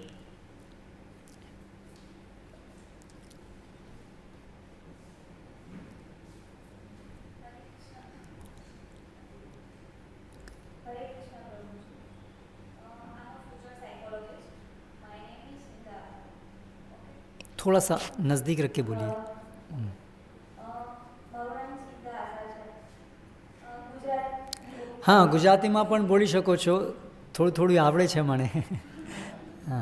ओके, मेरा नाम सिंधा आशा है, I am a future psychologist. Okay, तो अभी जब तक मैं जितनी भी स्टडीज की है और मैंने इस्कॉन भी मैंने अभी ज्वाइन किया है, काफ़ी टाइम हो गया है, तो अभी सभी जो भी पेरेंट्स का क्वेश्चन है और जो भी मतलब प्रॉब्लम आ रही है वो उनके बेबीज बच्चे लेके आ रहे हैं.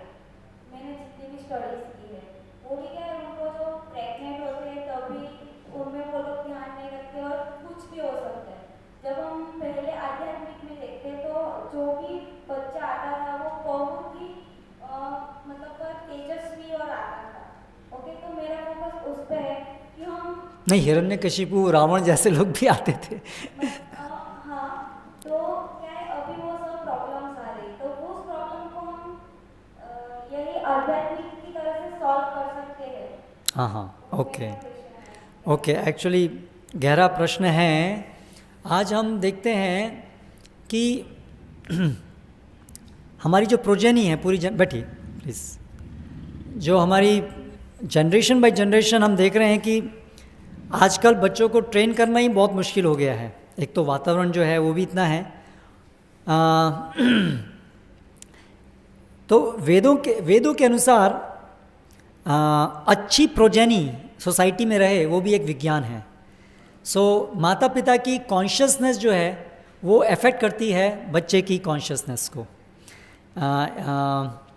सो इसलिए शास्त्रों में ना अलग अलग संस्कार होते हैं, प्यूरिफिकेटरी प्रोसेसेस, है ना. तो जब गर्भ धारण होता है तो उस समय उसको एक गर्भ धारण संस्कार बोलते हैं. सो नट शेल में father mother's consciousness affects the consciousness of the child, और फिर उसके बाद में जन्म के बाद भी माता पिता की कॉन्शियसनेस अफेक्ट्स, क्योंकि उसी से वो उसको पालेंगे और उसी कॉन्शियसनेस से उसका होगा. तो इसलिए हम सबको चाहिए कि धीरे धीरे हम स्पिरिचुअल अपने चरित्र को अच्छा बनाएं, है ना. So that helps us to attract that soul with those good qualities. इसलिए वैसे ही आत्माएं आती हैं. ये बहुत गहरा विज्ञान है. आत्माओं को भी इस प्रकार की आत्माओं को ही बुलाना है जो अच्छे संस्कार वाली हों, तो उस प्रकार से अच्छी प्रोजेनी आएगी सोसाइटी में. हरे कृष्ण. यस, बैक वहाँ एक प्रश्न था. आपका प्रश्न था ना.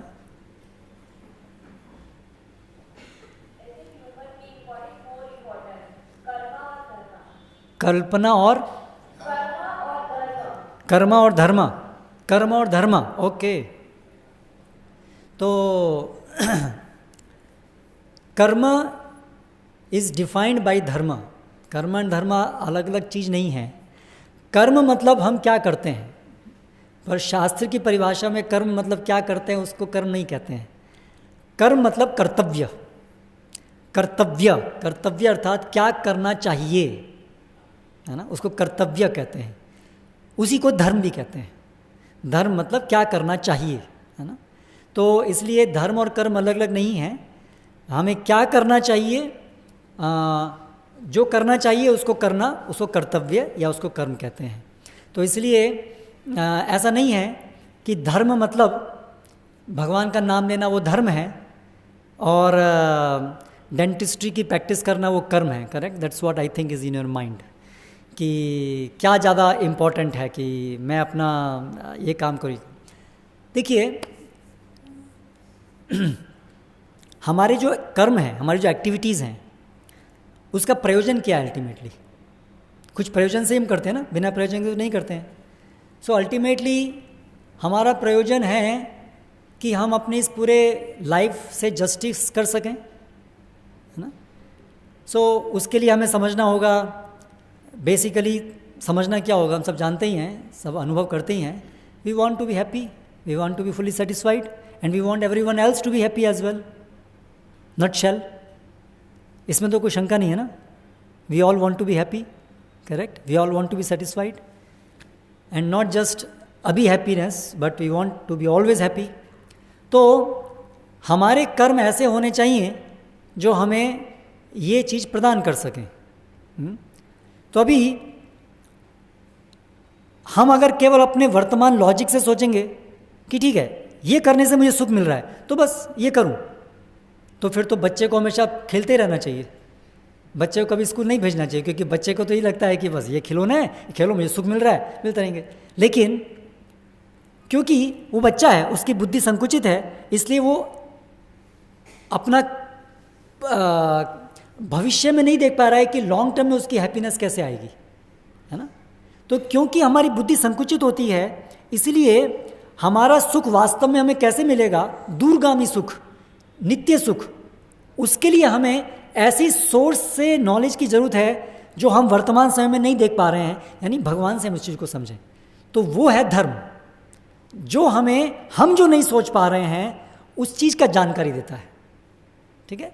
धर्म जो है वो भगवान के द्वारा दिया जाता है, जो हमें बताते हैं कि ये करने से आपकी जो जीवन का लक्ष्य है वो प्राप्त कर पाएंगे आप, उसके इसको धर्म कहते हैं। तो इसलिए हमारी जो एक्टिविटीज़ हैं अगर वो धर्म के अनुसार होंगी तो हमारा नित्य कल्याण होगा, टेम्परेरी कल्याण नहीं होगा, नित्य होगा, because it is based on knowledge, perfect knowledge. इसलिए हमारी एक्टिविटीज़ और वो जो धर्म है वो आपस में विरोधाभासी नहीं है। लेकिन आज हमें ऐसा प्रतीत होता है क्योंकि आज हम अपने जो एक्टिविटीज़ हैं उसको केवल अपने आप बनाए हैं, ठीक है ऐसा कर लो, ऐसा कर लो, ऐसा कर देते हैं, ऐसा करते हैं, उसमें बहुत सारी हम सिंफुल एक्टिविटीज़ भी करते हैं जिसको करने से फिर हमें परिणाम भुगतने पड़ेंगे। तो इसलिए, और धर्म का मतलब ये नहीं है कि केवल भगवान का नाम लेना धर्म है। आप देखिए भगवत गीता में अर्जुन को भगवान ने क्या कहा, युद्ध करने के लिए कहा, उसका कर्तव्य करने के लिए कहा, है ना। लेकिन किस चेतना में करने का, माम अनुस्मर युद्ध चा, मेरा स्मरण करते करते युद्ध करो। केवल युद्ध करे जा रहे करे जा एक दिन मर गए, खत्म कहानी नहीं, भगवान का स्मरण करते करते युद्ध करो, जिससे कि युद्ध करने का परिणाम क्या होगा, भगवत प्राप्ति होगी। तो इसलिए धर्म ये नहीं कहता कि कर्म ना करो, लेकिन धर्म ये बताता है कर्म कैसे करें जिससे अपना परम कल्याण कर पाए।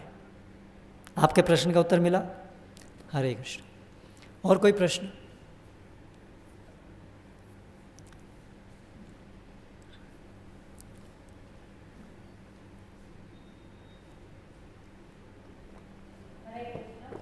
हरे कृष्ण।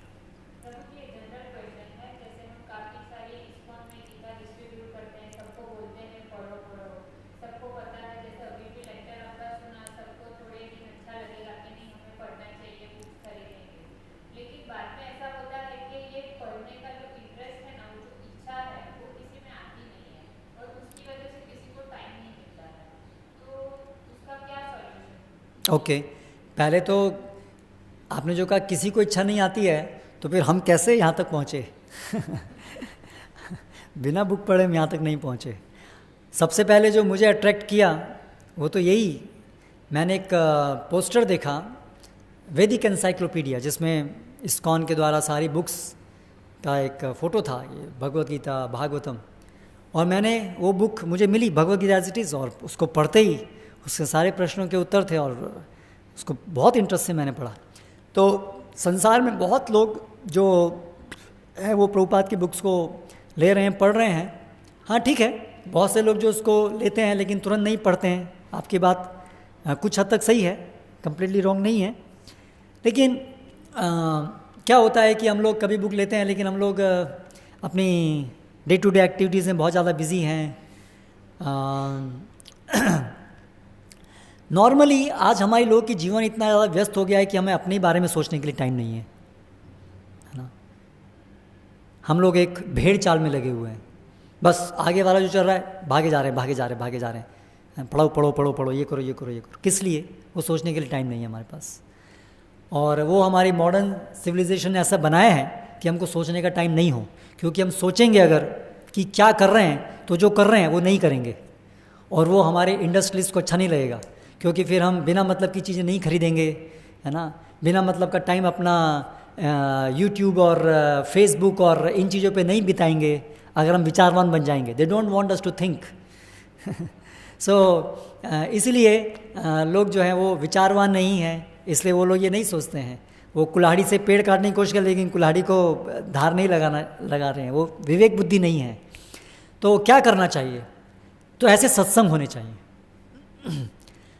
पढ़ने की इच्छा नहीं है, कम से कम एक वैदिक कल्चर होती है कि जीवन में हर दिन थोड़ा समय सत्संग होना चाहिए, गुड एसोसिएशन। ये इजीएस्ट थिंग है। जाकर के सज्जनों के बीच में जाकर के बैठो, उनसे 2 मिनट सुनो। इसलिए मंदिर होते थे। एक सामान्य रीत होती थी कि दिन में सुबह काम में जाने से पहले या शाम को आने के बाद में जाना है दर्शन करने, वहाँ 5 मिनट बैठना है। और मंदिर जाएंगे तो वहाँ पर जो भक्तगण हैं वो कुछ भगवान के बारे में कुछ कथा करते होंगे, कुछ सुनाते होंगे। तो आपने क्या किया, केवल जाके बैठे। आपको पढ़ने की रुचि नहीं है, आपको कुछ ज़्यादा दिमाग में नहीं सोचना, लेकिन कम से कम जाएंगे, कुछ बैठेंगे वहाँ, कुछ सुनेंगे, है ना। तो अगर आप ऐसा केवल करेंगे तो धीरे धीरे धीरे सुनने से वो रुचि आपकी जागृत हो जाएगी, पढ़ने की रुचि आ जाएगी। तो इसलिए कम से कम आप एक चीज़ करें, अगर आप कम से कम ये विवेक बुद्धि से समझ पा रहे हैं कि हाँ ये ज़रूरत तो है, केवल पैसा कमाना, केवल एक परिवार चलाना ये जीवन का लक्ष्य नहीं है। ये जीवन के लिए, शरीर टिकाने के लिए ज़रूरी है, डेफिनेटली ज़रूरी है, लेकिन ये जीवन का लक्ष्य नहीं है अपने आप में। तो इसलिए कुछ समय तो हमें आत्मा के लिए, भगवान को समझने के लिए देना चाहिए। और उसको क्या करना चाहिए, सबसे आसान तरीका, आप कम से कम कुछ सुने, है ना। तो आप बुक्स नहीं पढ़ सके, शुरू में इतना इंटरेस्ट नहीं है तो ठीक है, कुछ लेक्चर सुनिए, है ना। शिला प्रभुपाद के लेक्चर्स हैं वो सुनिए, या मंदिर है वहाँ पर आइए जहाँ पर ये प्रोग्राम्स होते हैं। संडे को होता है तो एक नियम बना लीजिए, संडे को एक टाइम है, वहाँ पर ये भगवद गीता के ऊपर लेक्चर होता है। जस्ट गो एंड लिसन, और साथ साथ में बढ़िया प्रसाद भी मिलता है। हम सब चाहते हैं, और गुजराती लोग तो बहुत चाहते हैं अच्छा स्वादिष्ट प्रसाद, करेक्ट। और वो खाना नहीं है, वो कोई होटल का नहीं है, वो प्रसाद है, इट्स सैंक्टिफाइड फूड। तो एक सप्ताह में 1 घंटा संडे को शाम को आइए, ठीक है। और वहाँ क्या है, बड़ा अच्छा है, कीर्तन है, प्रसाद है, और थोड़ा सुनना है ना। कोई मुश्किल एक्सरसाइज नहीं करनी है, सिर नीचे पैर ऊपर खड़ा खड़ा होना है ना। इतना बस केवल आप कीजिए। ऐसा करने से धीरे धीरे आपके अंदर वो सब रुचि उत्पन्न होगी। ओके, और कोई प्रश्न? हाँ, जस्ट एक बार देख लेते हैं, अगर कोई प्रश्न किसी का है तो पहले वो ले लेते हैं, नहीं है तो फिर प्लीज़। और कोई प्रश्न है किसी का?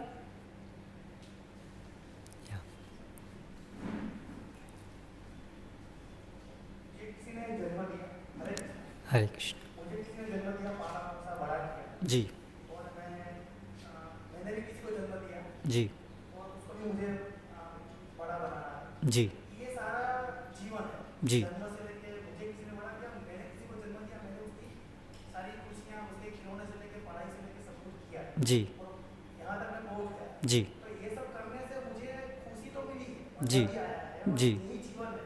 जी और आपने बोला कि आत्मा शरीर में रहता है, जी तो मैं अकेला शरीर नहीं हूँ, आत्मा भी मेरे अंदर ही है। जी ये सब करते करते मुझे आत्मीय खुशी भी मिली है और शारीरिक खुशी भी मिली है। जी जो भी मतलब सेंसेस है वो सभी सेटिस्फाई हो रहे हैं। जी अब आप बोल रहे हैं कि इसका कोई अंत नहीं है और आपको मतलब स्पिरिचुअली सॉल्यूशन तो लाना ही पड़ेगा। जी तो कौन से स्टेज पे डाइवर्ट होना चाहिए? जी ये सब जवाबदारियां नहीं करनी चाहिए, किसी ने भले मुझे जन्म दे दिया पर मुझे छोड़ देना चाहिए सब। जी और कब भगवान की तरफ शुरू किया कि जो वेदों में लिखा है, जो ब्रह्मचर्य आश्रम है, गृहस्थ आश्रम है, उसके बाद में जो थर्ड स्टेज आता है जी जहाँ पे हम लोग अभी पहुँच रहे हैं, जी तो वहाँ पे भगवान के पास जाने की शुरुआत करना चाहिए। जी। तो सबसे पहले तो जो आपने कहा कि आपको जो जीवन में मज़ा आ रहा है, बच्चे के आप पाल रहे हैं, बच्चे को पाल रहे हैं इत्यादि, तो वो शरीर का सुख है, आत्मा का सुख है। आत्मा का सुख ऐसी चीज़ है जो कभी ख़त्म नहीं होगा। तो बच्चों को पालने का सुख, परिवार चलाने का सुख, क्या वो कभी ख़त्म होगा या नहीं होगा? ख़त्म होगा ना कभी। ये शरीर भी ख़त्म होगा, हमारा वो संबंध भी ख़त्म होगा, करेक्ट। तो इसका मतलब वो संबंध जो था वो एक्चुअली शरीर पे आधारित था। हमारा जो बच्चे के साथ संबंध है, हमारा जो माता पिता के साथ संबंध है, वो एक्चुअली आत्मा का संबंध नहीं था, वो तो शरीर के आधार पे वो संबंध था, इसलिए वो ख़त्म हो जाता है। इसलिए वो जो सुख मिल रहा है वो भौतिक सुख है, वो आध्यात्मिक सुख नहीं है, इसलिए वो ख़त्म हो जाता है, ठीक है। इसीलिए जैसे बच्चा खेल था, एक समय जब बच्चा खेलता रहता है उसको लगता है संसार में, उसके पिता बोलते हैं बेटे खेल बंद करो, पढ़ाई करो, बोलते हैं क्यों पिताजी पढ़ने को बोलते हैं, इतना अच्छा तो लग रहा है, पता नहीं क्यों पढ़ने को बोलते हैं। उनको ऐसा लगता है कि मैं जीवन भर खेलते रह सकता हूँ, लेकिन क्योंकि वो भौतिक है इसलिए उसका अंत आता है। तो उसी प्रकार से जो भी जिस सुख का भी अंत आता है वो भौतिक है। इसीलिए हमें सोचना चाहिए कि हमें उसी में नहीं रमे रहना। लेकिन फिर आपका दूसरा प्रश्न था, तो फिर मैं क्या करूं, तो क्या ये सब जिम्मेदारी छोड़ दूं? तो जब तक हमारे पास शरीर है, जब तक हम शरीर पर निर्भर हैं, जब तक हम इस समाज में, इस संसार में, तब तक हम शरीर को छोड़ कैसे सकते हैं? हम शरीर को छोड़ करके आध्यात्मिक रास्ता कैसे पालन कर सकते हैं, है ना। आज हमें अगर कुछ सुनना होगा तो कान से सुनना होगा, तो कान ठीक होना चाहिए।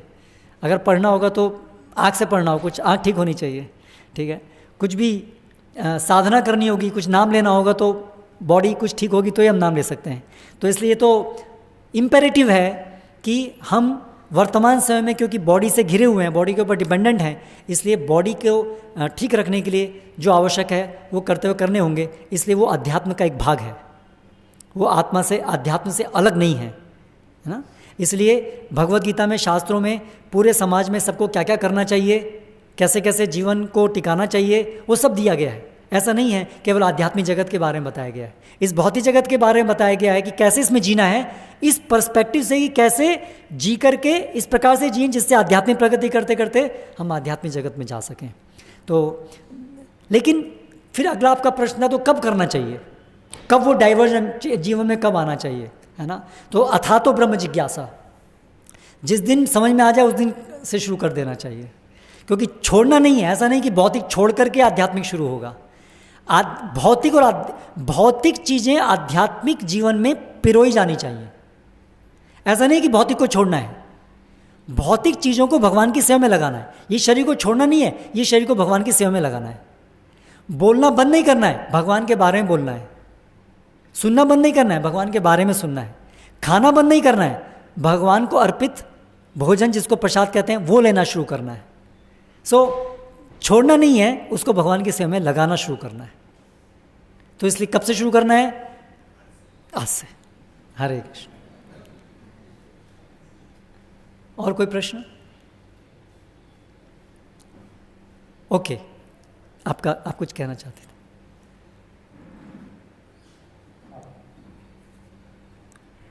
हमारी सफलता का एक अच्छा उदाहरण है कि गांधी जी ने भगवत गीता पढ़ी और हर समस्या का निराकरण उसमें से मिला है। तो ये हमारा उत्तम ग्रंथ यही बताता है कि हर प्रश्न का हल इस गीता में है जी। और आज आपके साथ में बात कर रहा हूँ ना, उसका अनुभव बता दो। तो मैं आपके साथ बात कर रहा हूँ, उस जीवित अवस्था का भी कारण गीता ही है। हमारे पुस्तकालय 15 साल पहले काम कर रहा था और मैं भगवत गीता पढ़ रहा था, उसका प्रस्ताव नहीं पढ़ रहा था। एक ही फकरा बाकी था चेहरे पर और मैं सोचा कि बाद में पढ़ता हूँ, लेकिन बाहर कुछ काम करना तो वहाँ मैं निकला तो देखा कि अभी काम थोड़ा बाकी है। और जैसे मैं अंदर फकरा जो मेरे का बाकी था वो पढ़ने गया तो ऊपर से इतना बड़ा रोड पड़ा नीचे, तो रोड मेरे सर पे पड़ता ना तो मैं आपके साथ बात नहीं कर सकता। तो ये भगवत गीता ने तब बचाया था। तो हर एक को पढ़ना चाहिए और कहीं लाइब्रेरी में जाके या कहीं मिले तो गीता को पढ़ना चाहिए। और उसमें भी भगवत गीता यथारूप पढ़िए। भगवत गीता के अंदर श्लोक सबके अंदर एक जैसे हैं, लेकिन यथारूप जो है वो गुरु शिष्य परंपरा में आने वाले आचार्यों के द्वारा लिखी है। इसके साथ हम समाप्त करते हैं। मेरी आप सभी से ये रिक्वेस्ट है कि आप भगवत गीता और ये सब बुक्स जरूर पढ़िए और ये सत्संग में आइए। अपने जीवन में आध्यात्मिक आज से शुरू कीजिए, जो लोग अभी तक शुरू नहीं किए हैं, और अगर आप ऑलरेडी हैं तो उसको और स्पीड से आगे बढ़ाइए। हरे कृष्णा।